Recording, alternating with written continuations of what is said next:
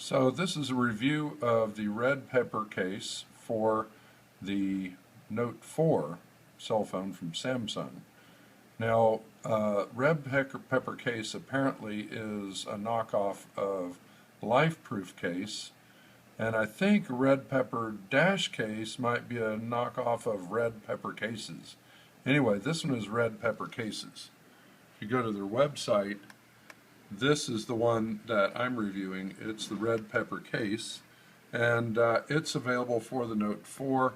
And if you look at it, here's the picture they give you. It kind of indicates that you would get some kind of, like, places to interact with the phone through the case. It's actually kind of just a solid case with no place to interact, no buttonholes or anything like that. So anyway, here's the other one. This is the red pepper dash cases right here, a red pepper dash case, and it's a different website. They don't have it for the Note 4. They do have a Note 3 phone case, and it looks kind of similar in terms of what it appears to be. So anyway, that's what we're talking about. It's interesting, when you get it, it says it'll ship in 60 days, but they shipped it in 2 or 3 days, and it actually came from this company right here, Ben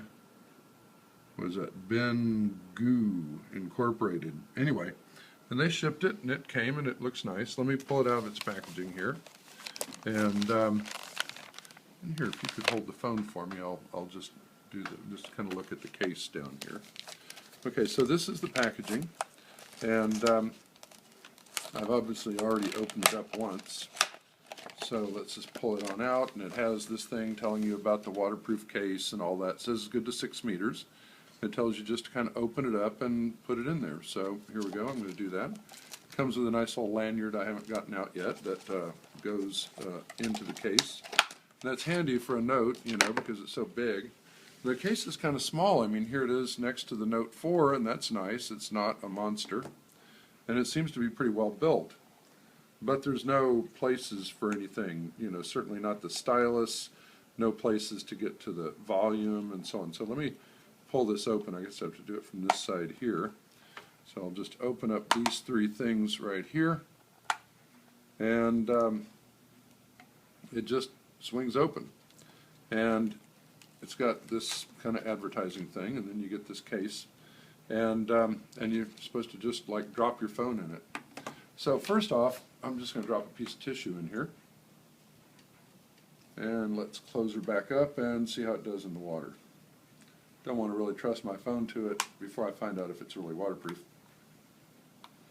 Okay, so there we go. Got a piece of tissue, and if you could look down into the water here, let me drop it on in, and we'll swish it around here and upside down and back and forth and around and through and over. Okay, there we go. Pull it on out. It looks dry in there. Here, let me kind of rub it off on my shorts here and try to get most of this water off, and then we'll just check it out and see how the tissue did. Now, could you maybe grab that out of there, because my hands are wet. Let's just see if it really came out dry. Look pretty dry to you? It's dry. Okay, good. So it's waterproof. All right, so now we'll put the phone in there.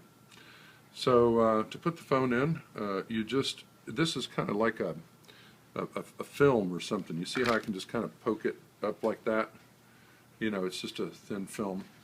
And but it looks pretty solid. I mean, it's, for what it is, I think they did a good job.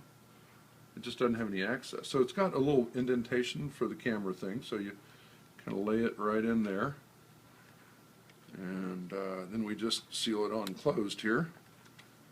Just kind of pop it, pop it, pop it. And there it is. You've got your camera back there. You can turn it on with this button. You have no access to the buttons on the side, however.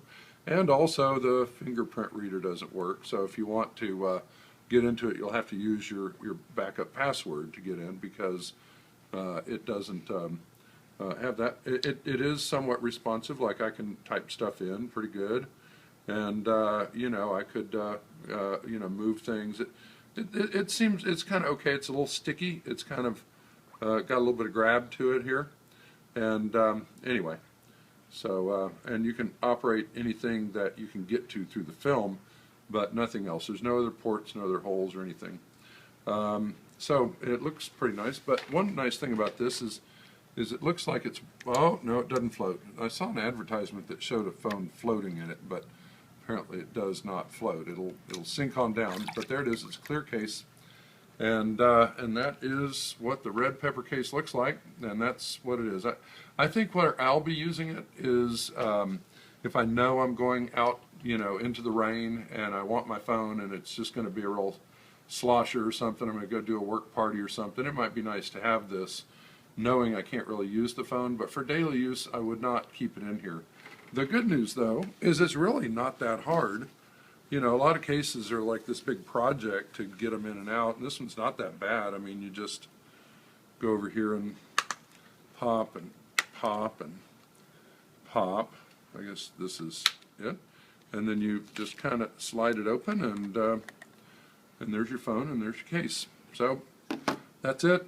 The red pepper case, for what it is, it's not bad, but I certainly wouldn't want to use it daily.